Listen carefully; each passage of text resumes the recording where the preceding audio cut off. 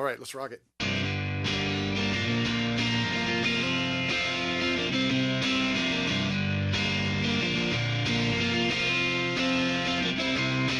Tell me to slow down. There's a story of an orphanage in Mexico years ago in a very poor part of the country, and the children that stayed there had come from just poverty-stricken areas, and really, I mean, their whole reality was poverty. One day, one of the children woke up and he went to one of the people that worked at the orphanage and said, "Sir, is there any way that, you know, we could live on something other than just literally bread and water?" I mean, they had nothing. They were so poverty-stricken.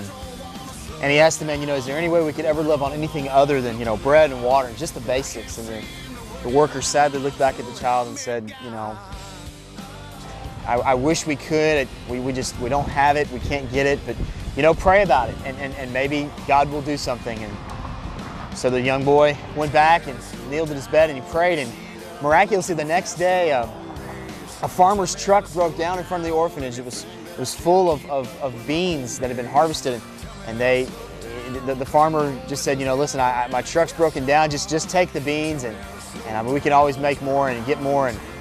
And so the kids at the orphanage were excited.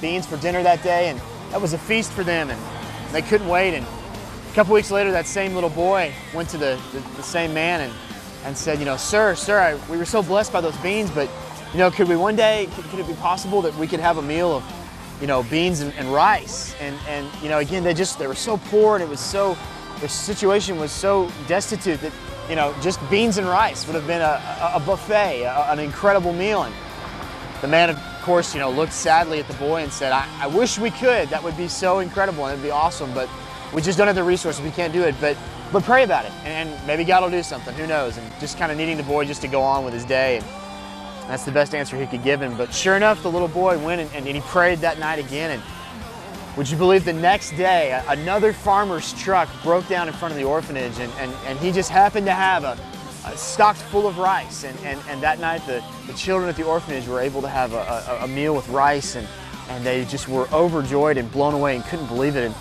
this little boy was very ambitious, and so several days later, he went to the man again and said, "Sir, we've had the beans and the rice, and it's been such a blessing, but what if we just went crazy around here and just had chicken one night? I mean, could that just ever happen? Could even a place as poor as us, with people as poor as us, could that ever be a possibility?" And of course, the man, kind of wide-eyed, said, "Son, you know, that's not something we could ever afford or ever do." And you know, but you know what? It's been amazing to see the farmers that just have randomly broken down, and the beans and the rice and providing for us. So you know what?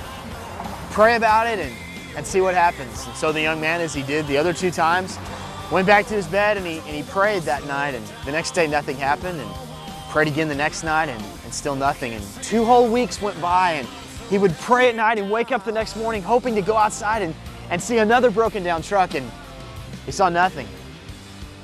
At the end of those 2 weeks, a man from the community stopped by the orphanage, and one of the workers opened the door, and the man was in tears. And the worker said, "Sir, what's wrong? What, can I help you? Is something the matter?" And through his tears, the man said, "I've been convicted by God for some time to bring by this orphanage several crates full of chicken that I have that I was going to take to market and sell, but I don't need the money, and I should have brought it weeks ago, and I just didn't get that God was telling me to do it, and I'm sorry, and I brought it today, and I want to feed these kids."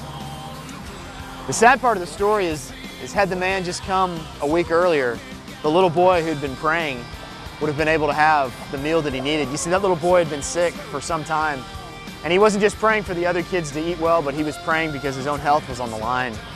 That little boy lost his life before the man came by to bring the special gift that he had. You see, if he had just sensed the urgency of the moment and recognized that his contribution and what he could do could have changed lives and altered the course of that little boy's life, think of all that would have been different. Tonight in your small group, you're going to cover the last lesson that we have for you, and it's based out of Romans chapter 12, where Paul says, you know, "I urge you, in view of God's mercy, to offer your bodies and your lives as as living sacrifices, the urgency of the moment. Do you get that the moment is urgent? Do you see the need is great? For you to walk as Christ walked, to do as Christ did, to be His hands, to be His feet? Do you get all that's going on around you and the urgency of your day? I want you to walk through that and think about that in your small group tonight, guys. We love you. We're praying for you this weekend. Have a great night.